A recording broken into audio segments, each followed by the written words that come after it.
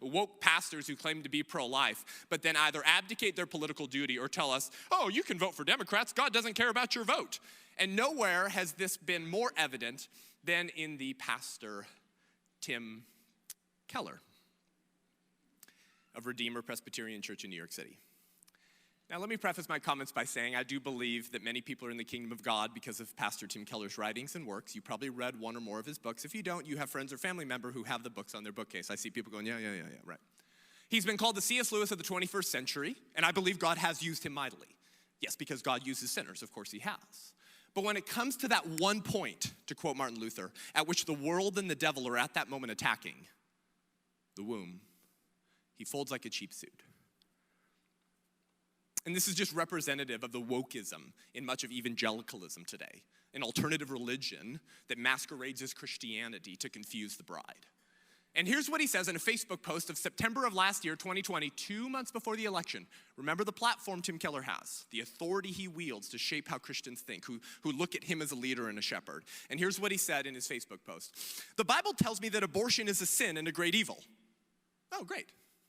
But it doesn't tell me the best way to decrease or end abortions in this country, or which policies are most effective. Listen, friends, listen. This means when it comes to voting, taking political positions and determining alliances, the Christian has liberty of conscience.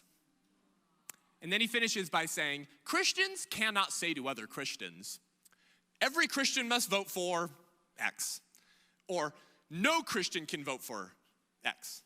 So Tim Keller says, you have liberty of conscience to vote for the Democrat Party, the party of abortion through point of birth, funded by the public dole, funded overseas in majority black countries, but the Democrat Party says Black Lives Matter, so try to figure out that doozy.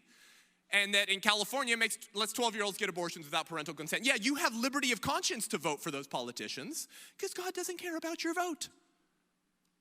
Can I just summarize Tim Keller as that? God doesn't care about your vote.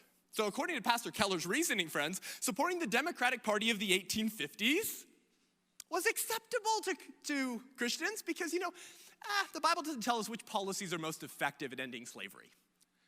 So you have liberty of conscience. According to Keller's reasoning, supporting Hitler and his regime must have been acceptable for German Christians because, they have liberty of conscience too. Now, I understand he was a dictator and they couldn't just go to the polls and vote him out. But my point stands. According to Keller, we have freedom to support political regimes and parties that sanction the slaughter of God's image bearers at the tune of $1 million a year and force you to fund it with your tax dollars because what? There's a lot of issues, to quote the president of my alma mater. There's a lot of issues. You can't expect us to take a position on all of them. Well, this is the type of rot that is happening in the church. And if the church doesn't get past this rot and take out these ideas of an alternative religion out of our faith, then not only is this country gone, but we will lose the opportunity to end abortion in a free manner in this country.